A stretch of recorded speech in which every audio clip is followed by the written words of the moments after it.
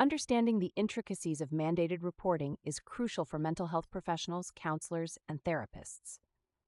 This episode complements the mandated reporting training course by Therapy Trainings, offering insights into your legal and ethical duties.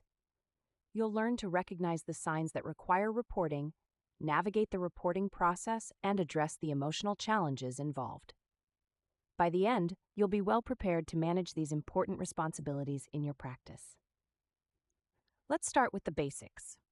What exactly is mandated reporting? Essentially, it refers to the legal obligation for certain professionals, including mental health practitioners, to report suspected cases of abuse, neglect, or harm to vulnerable populations, such as children or the elderly. The laws around this vary by state, but the core principle remains the same. If you suspect someone is in danger, you have a duty to act. Now let's talk about the legal and ethical obligations that come with this role. The first point to grasp is that mandated reporting serves a crucial public safety function. It's not just about fulfilling a legal requirement, it's about protecting individuals who may not be able to protect themselves. Your role is pivotal in identifying and advocating for those who are vulnerable and often voiceless. In many states, the law specifies who qualifies as a mandated reporter. This typically includes mental health professionals, teachers, healthcare providers, and social workers. But even if you fall outside these categories, you might still feel an ethical obligation to report concerns. So, it's essential to stay informed about the laws specific to your area and the populations you serve. Next, let's recognize and assess situations that warrant mandated reporting. You may encounter clients who display signs of abuse or neglect, and it's vital to know what to look for. For instance, if a child shows unexplained bruises or a sudden change in behavior, these could be red flags. Similarly, adults who exhibit signs of emotional or physical distress may also need your intervention. Think about your own practice for a moment.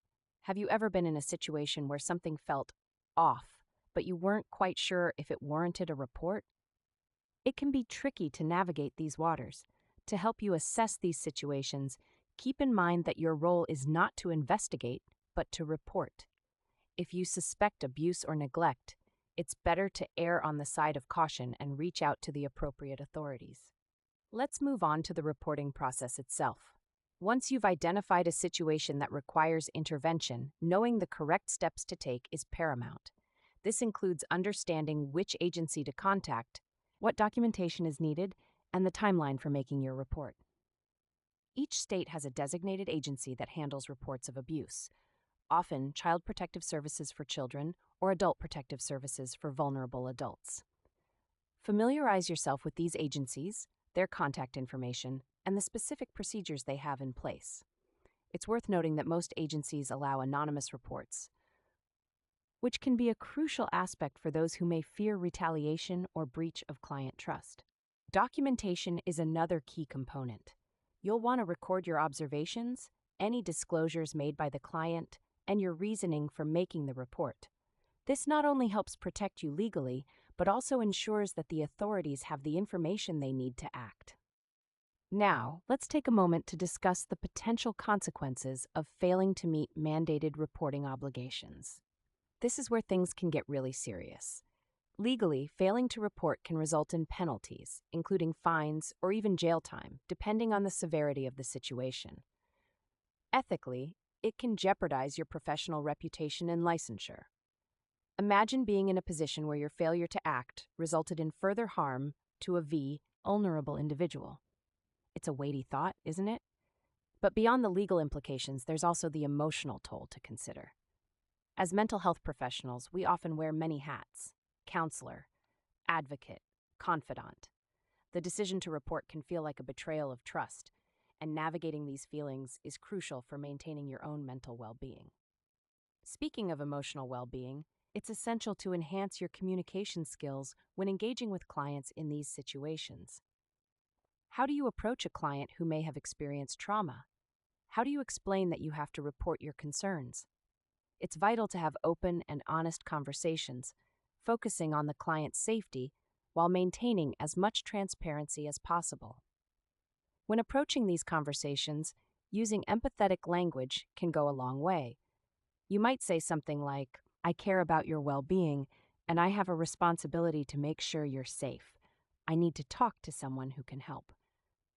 This way, you're framing the conversation around care and concern rather than betrayal. Alongside communication, it's important to have strategies in place for managing the ethical dilemmas that arise from mandated reporting. One helpful approach is to engage in regular supervision or consultation with colleagues. Discussing cases with peers can provide support and insight, helping you navigate the complexities of reporting while maintaining client trust. Self-care is also a critical aspect of your professional journey, especially when dealing with the potential stress and burnout that can accompany mandated reporting responsibilities.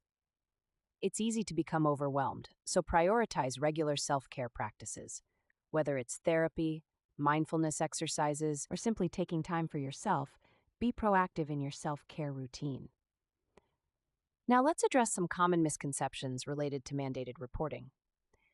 One frequent myth is that if a client confides in you about abuse, you must keep it confidential. While maintaining client trust is essential, it's crucial to recognize that safety comes first. As mandated reporters, we have legal obligations that supersede confidentiality in situations where someone is at risk. Another misconception is that mandated reporting only applies to cases involving children. In reality, mandated reporting laws often extend to vulnerable adults as well, including the elderly or individuals with disabilities. Always be aware of the specific laws in your area to ensure you're fulfilling your obligations. As we wrap up this episode, let's reflect on the importance of your role as a mandated reporter. You are not just a professional. You are a vital part of a system that protects the most vulnerable among us. The responsibility may feel daunting, but remember, it's also an opportunity to make a real difference in someone's life. I encourage you to take the insights shared today and apply them to your practice. If you're looking for additional resources or further training, visit therapytrainings.com. Their courses are designed to equip you with the knowledge and skills necessary to navigate these challenging situations effectively. Thank you for joining me today. Remember, your ability to recognize, report, and advocate for those in need can have profound effects on the lives of your clients.